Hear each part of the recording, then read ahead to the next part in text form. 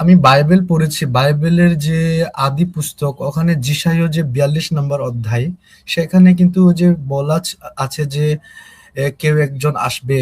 তারপরে book of ডিটরমনি 18 নম্বর অধ্যায় 18 হ্যাঁ, নম্বরে কেউ একজন বলছে। আসবে। কেউ একজন আসবে, এটা পৃথিবীর বেশিরভাগ ধর্মেই এই কথা বলা আছে যে কেউ একজন আসবে। কারণ এটা একটা ধর্মের একটা কমন টেন্ডেন্সি। কারণ ধর্মগুলা যে জিনিসটা করে যে, এটা ইসলামেও আছে, ইমাম মেহেদী আসবে। ঠিক আছে? এই ইমাম মেহেদী আসবে নিয়ে এখন পর্যন্ত পাকিস্তানে কমপক্ষে ৩-৪০০ লোক নিজেরা ইমাম মেহেদী দাবি করে বইসা আছে। সারা পৃথিবীতে কমপক্ষে কয়েক হাজার লোক আছে যারা নিজেদেরকে ইমাম মেহেদী দাবি করে বইসা রইছে। এই নিয়ে মানে বিরাট ক্যাচাল, হ্যাঁ? একজন আরেকজনের মুরতাদ বইলা কোপাকুপি করতেছে। সারা পৃথিবীতে মানুষ কোপাকুপি করতেছে এটা নিয়ে। কে ইমাম মেহেদী? একই দেখা যায় একই এলাকার ভিতরে ৩ টা ইমাম মেহেদী, হ্যাঁ? ৩ জন দাবি করছে আমি ইমাম মেহেদী। ঠিক আছে? পাকিস্তানে এটা ঘটে, রেগুলার ঘটে। কিন্তু এক ভাইয়া, এলাকার ভিতরে একটু আমরা, শুনে নেন ভাই, একটু শুনে নেন জি ভাই। জি, জি ভাইয়া। সারা পৃথিবীর মানুষের ভিতরে একটা কমন বৈশিষ্ট্য আছে। সেই বৈশিষ্ট্য হচ্ছে তারা একজন হিরোর অপেক্ষা করে সবসময়, যে একজন হিরো আসবে, হিরো এসে আমাদের সবাইরে উদ্ধার করবে।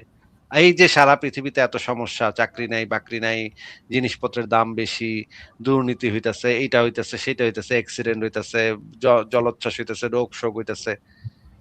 একদিন একজন হিরো আইবো, হিরো আইসা আমাগো সব সমস্যার সমাধান করে দিব। হ্যাঁ? এটা সারা পৃথিবীর সমস্ত জনগোষ্ঠীর ভিতরে একটা কমন একটা বিশ্বাস। ঠিক আছে? এইটা এই কারণে এই সমস্ত এই অনুভূতি, মানুষের এই অনুভূতিগুলার উপরে ভিত্তি করে এই যে সুপার হিরো যে কনসেপ্ট, সেই সুপার হিরো কনসেপ্ট গুলা তৈরি হয়েছে এই জিনিসগুলোর উপর ভিত্তি করে। মানুষের ভিতরে এই চাহিদাটা, মানুষের ভিতরে এই আকাঙ্ক্ষাটা আছে যে একদিন আমাগো নেতা আইবো, একদিন একটা সুপারম্যান আইবো, একদিন একটা স্পাইডারম্যান আইসা আমাদের সব সমস্যার সমাধান করে দিব। এইটা পৃথিবীর যত জনগোষ্ঠী এই পর্যন্ত আসছে সবার ভিতরে কমনলি থাকে। সেই আকাঙ্ক্ষাটা থাকে। এই আকাঙ্ক্ষাটা মানুষকে আসলে আশাবাদী করে। এক ধরনের হোপ দেয়। যে সামনে আজকের দিনটা খারাপ কিন্তু কালকের দিনটা হয়তো ভালো হইবো। একজন নেতা আইবো, নেতা এসে আমাকে সবাই সব সমস্যার সমাধান করে দিব। এই হোপটা সবসময় ধর্ম চালু রাখে। ধর্মের যারা প্রবর্তক তারা এই জিনিসগুলো খুব ভালোভাবে বুঝছে যে মানুষকে এই হোপটা দিয়ে রাখতে হয়। এই হোপটা দিয়ে রাখলে তারা অপেক্ষায় থাকে কবে ওই অমুকে আইবো, আইসা তারপর ঠিকঠাক করে দিব সব। এইটা পৃথিবীর সমস্ত ধর্মে এই কারণে কিছু ভবিষ্যৎবাণী কইরা যাওয়া আছে, যে হিন্দু ধর্মে যেমন আছে কল্কি অবতার, কল্কি অবতার আইবো। কল্কি অবতার আইসা ধর্মরাষ্ট্র, ধর্মরাজ্য প্রতিষ্ঠা করবে। ঠিক আছে? ইহুদি ধর্মে আছে, খ্রিস্টান ধর্মে আছে, ইসলাম ধর্মে আছে। সমস্ত ধর্মে এই জিনিস আছে। শিখ ধর্মে আছে। সমস্ত ধর্মে এই জিনিসগুলা আছে যে একজন আইবো। এখন একজন আইবো এটা যখন লেখা থাকে তখন আরেক ধর্মের লোক আইসা কয় যে ভাই এটা আমাগো ধর্মের এই যে মানে পয়গম্বর আছে না তার কথাই ওখানে বোঝানো হয়েছে। তখন যদি আমরা জিজ্ঞেস করি এই যে যেটা মুসলমানরা দাবি করে যে এই যে বাইবেলে যেটা বলা আছে না ওইটা আমাগো মুহাম্মদের কথাই বলা আছে। আবার আরেক যারা শিখ ধর্মের অনুসারী তারা আবার আইসা কইতেছে যে ভাই না না না ভাই আমাগো শিখ ধর্মের যে গুরু নানক তার কথা ওইখানে বোঝানো হয়েছে। প্রত্যেকেই যার মতো কইরা ওই জিনিসগুলাকে ব্যাখ্যা করে এবং সেগুলাকে বানায় যে আমাগো অমুকের কথা এখানে বলা হয়েছে। কিন্তু যখন আমরা যাচাই করে দেখতে যাই তখন দেখি প্রত্যেকটা কথাই মিথ্যা কথা। এইগুলা সব বোগাস কথা। হ্যাঁ, এবার বলেন আপনি। আমরা ভাইয়া ওই যে অধিকাংশ মুসলমানরাই যারা একটু বাইবেল নিয়ে ঘাটাঘাটি করে, তারা এই যে যিশাইয় ৪২ নম্বর অধ্যায়, তার মানে বুক অফ ডিটরমনি, এটা পড়ে বলায় যে এটা হযরত মুহাম্মদ সাল্লাল্লাহুকে নিয়েই লেখা, পারান পর্বত থেকে আসবে, এগুলা উল্লেখ আছে তো ভাইয়া, এটা হচ্ছে মিলায়। কিন্তু এটা কি আসলে ভাইয়া সত্য, নাকি এটা পিছনে আরো কিছু আছে? যে সংশয়.com এ এই বিষয়ে লেখা আছে। আপনি গিয়ে পড়ে দেখতে পারেন। আর আমরা যে ভাইয়া, মানে যদি আমরা মুমিন না, যদি আমরা আমাদেরকে কথার কথায় আল্লাহ আমাদেরকে সৃষ্টি করেছেন, কিন্তু আল্লাহর কি আমরা ইবাদত আসলে প্রকৃতপক্ষে করছি, নাকি আমরা বেহেশতে বা জান্নাতে যাওয়ার লোভে আমরা মূলত ভালো কাজগুলো করতেছি? আ ব তাইলে আপনি ইবাদত কেন করবেন হুদাই? মানে যদি জান্নাতে যাওয়ার মানে প্রফিটটা আপনার কাছে না থাকে তাহলে আপনি হুদাই কেন করবেন? কিন্তু আমাদের উদ্দেশ্যটাই যদি এরকম হয় তাহলে কি সেটা তো আর ইবাদত করে তো আর লাভ হলো না। যদি আমাদের উদ্দেশ্যই যে আমাকে যে বানাইছে তাকে ইবাদত না করে যদি জান্নাতের জন্য লোভে যদি আমরা ইবাদতটা করি, কিন্তু সেটা কি তাকে এটা কি? কিন্তু মনে করেন তাকেই আপনি জাস্ট মনে করেন তাকেই ইবাদত করতেছেন। কিন্তু তার ইবাদতের এত দরকার কি এবং আপনার ইবাদতের আসলে প্রয়োজনটা কি? মানে এটা দিয়ে সে কি হাসিল করতেছে? মানে তার কি পাওয়ার বাড়বে? আপনি ইবাদত করলে কি তার একটু ক্ষমতা বেড়ে যাবে? না, এরকম তো হওয়ার কথা না। আর ও তো মহা। এবং সে এত ইবাদত চায় বা কেন? মানে ইবাদত দিয়ে করে কি সে? মনে করেন আপনি সারাদিন বইসা মানে আপনি হাঁকতে গেলেন, আল্লাহু আল্লাহ তুমি অনেক সুন্দর। আ মুততে গেলেন আপনি বললেন ৩ বার যে, "আল্লাহ তুমি অনেক বড়, আল্লাহ তুমি অনেক শক্তিশালী, আল্লাহ তুমি অনেক মানে সুন্দর, আল্লাহ" এগুলা তো ভাই মনে হচ্ছে এগুলা তো ওই যে মানে বালিকা প্রেমিকা থাকে না মানুষের? মানে যখন কম বয়স থাকে তখন আ কম বয়সী প্রেমিকা যারা হচ্ছে জেলাস প্রেমিকা, হ্যাঁ? অপ্রাপ্ত বয়স্ক ১৫ ১৪-১৫ বছর বয়সে আমারও এরকম একটা ছিল। সারাক্ষণ তারে সুন্দর কইতে হইতো, হ্যাঁ? ওরে ভাই রে ভাই, হ্যাঁ?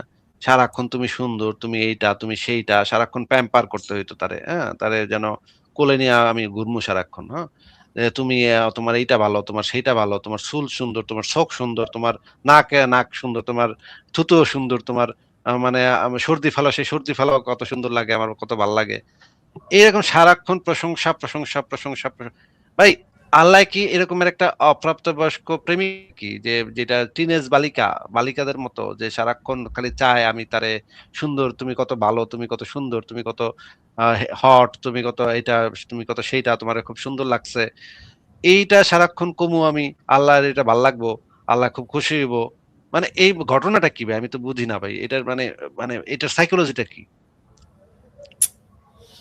এটা তো ভাইয়া আমরা নিজেও জানি না যে আল্লাহ আসলে আমাদের এত ইবাদত চাচ্ছে কেন, আর এত ৫ ওয়াক্ত নামাজ পড়ে ওটা। এই যে আপনারা যে ভাইয়া, আল্লাহু আকবার বলেন, এটা আল্লাহু আকবার মানে আল্লাহ সবচেয়ে বড়, তাই না? আল্লাহ হ্যাঁ, সবচেয়ে বড়, আল্লাহ সবচেয়ে বড়, কি লাভ ভাই? আল্লাহ সবচেয়ে বড় এটা সারাক্ষণ আপনি জপ কইরা মানে কি আল্লাহর কি হইতেছে বা আমার বা কি হইতেছে? এটা কি কথা? মানে এটা দিয়া তো আল্লাহর প্রশংসা হইতেছে। আল্লাহর পাছায় আপনি তেল মারতেছেন। আল্লাহর এখানে লাভটা কি? বা আমারও লাভটা কি? মানে এইটা কেন একজন মানুষ করতে যাবে সারাক্ষণ ২৪ ঘন্টা? আ আল্লাহ সারাক্ষণ আপনার আল্লাহর কথা বলতে হবে। আপনি ঘুমাইতে গেলে, আপনি খাইতে গেলে আগে আল্লাহর কথা বইলা নিবেন, আল্লাহর একটু প্রশংসা করে নিবেন। মুততে গেলে, সহবাস করতে গেলে, বউ-বিবিরে চুমা দিতে গেলে, তারপরে এইটা করতে গেলে, সেটা যাই করেন না কেন আপনি সারাক্ষণ আপনার আল্লাহর একটা প্রশংসা করণ লাগবো। কেন ভাই? মানে কারণটা কি? এর উদ্দেশ্যটা কি? এটা দিয়ে কি হবে? আল্লাহ কেন এত প্রশংসা চায়?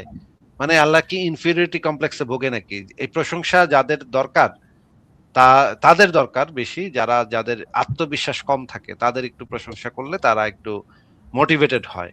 কিন্তু আল্লাহ সর্বশক্তিমান এর এত প্রশংসা লাগে কেন ভাই? আমি তো এই জিনিসটা কখনো চিন্তা করে দেখছেন আপনি? না ভাইয়া, কিন্তু আপনার কথা শুনে আমি চিন্তা করছি যে সে যদি সৃষ্টি করে থাকে সব কৃতিত্ব তো এমনিতেই তার, আবার কেন আসলে এত কিছু করা লাগে, এটা আসলে আমি এটা বুঝি না।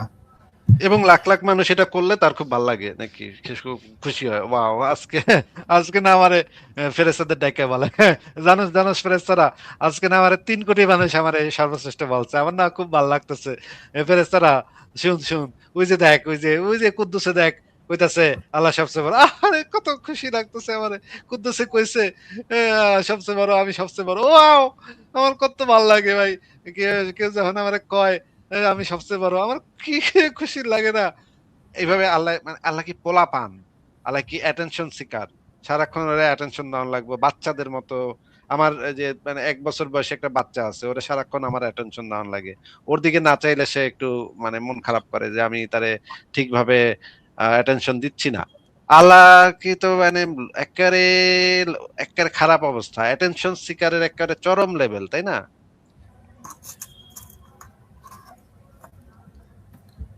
কি মনে হয় আপনার? আহ এটা আসলে ভাইয়া আমি বলতে পারবো না। আসিফ ভাইয়া, আরেকটা আমার বিষয় প্রশ্ন ছিল। ও কালকে না আগের দিনের লাইভে আপনি বলছিলেন যে এই যে রামিসা হত্যার যে এটা যে রায়টা দ্রুত দিয়ে ফেললো এটা কিন্তু ভালো হয় নাই, এত দ্রুত বিচার করাটা উচিত না। এটা আসলে ভাইয়া কেন মানে এটা আসলে কোন দিক থেকে এটা ভালো হয় নাই ভাইয়া, এটা কি একটু আমাকে বলবেন? আমি তো মনে করছিলাম যে যারা দর্শনকারী তাদের সাথে সাথে মৃত্যুদণ্ড হওয়াই ভালো, ওরা তো ভালো মানুষ না, এরকম মনে করতাম। কিন্তু আপনার কথা শুনে মনে হচ্ছে যে তাড়াতাড়ি রায়টা উচিত হইলো না। কিন্তু কেন ভাইয়া আপনার মতে এটা উচিত হয় না, এটা একটু আমাকে বলবেন?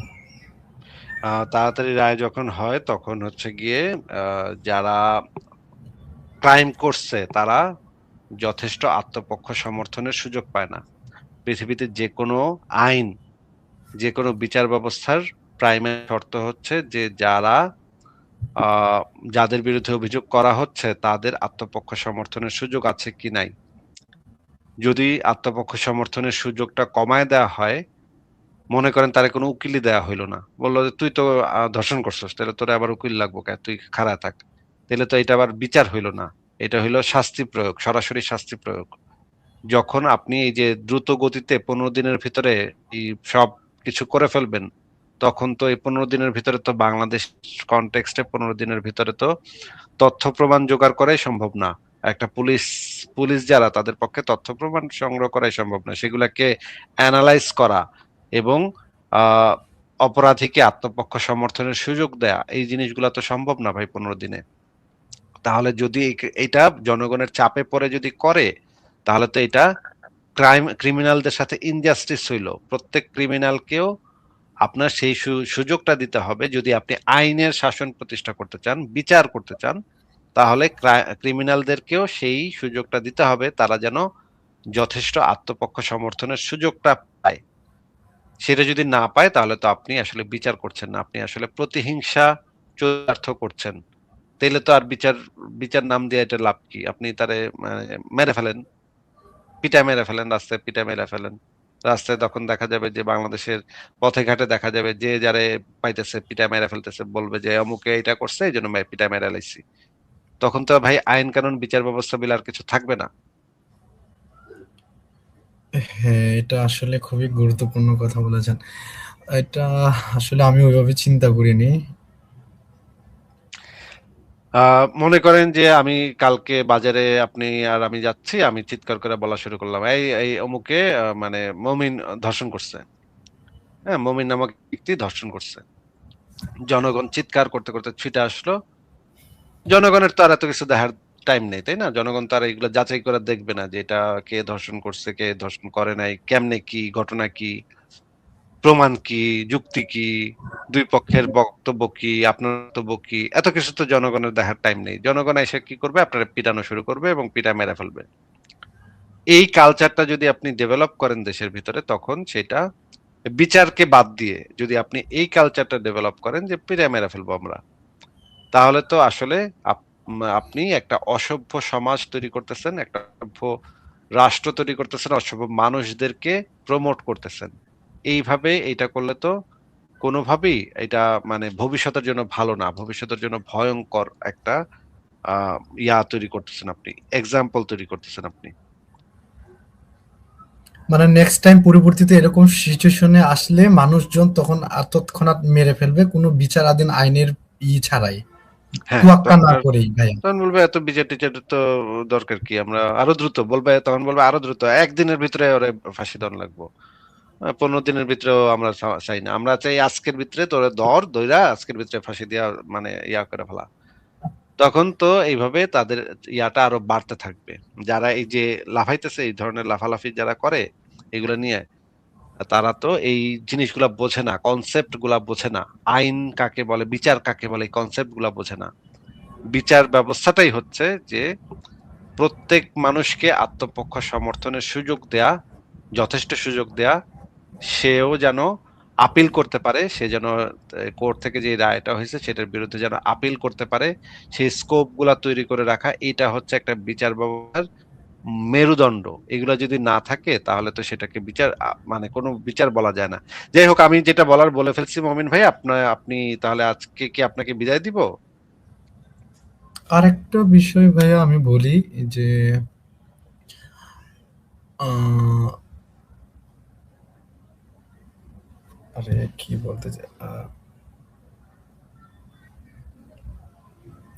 আচ্ছা, আপনি তাহলে আরো মনে করেন, মনে করে হুম। তারপরে চলে আইসেন। আরেকদিন মনে পড়লে চলে আইসেন।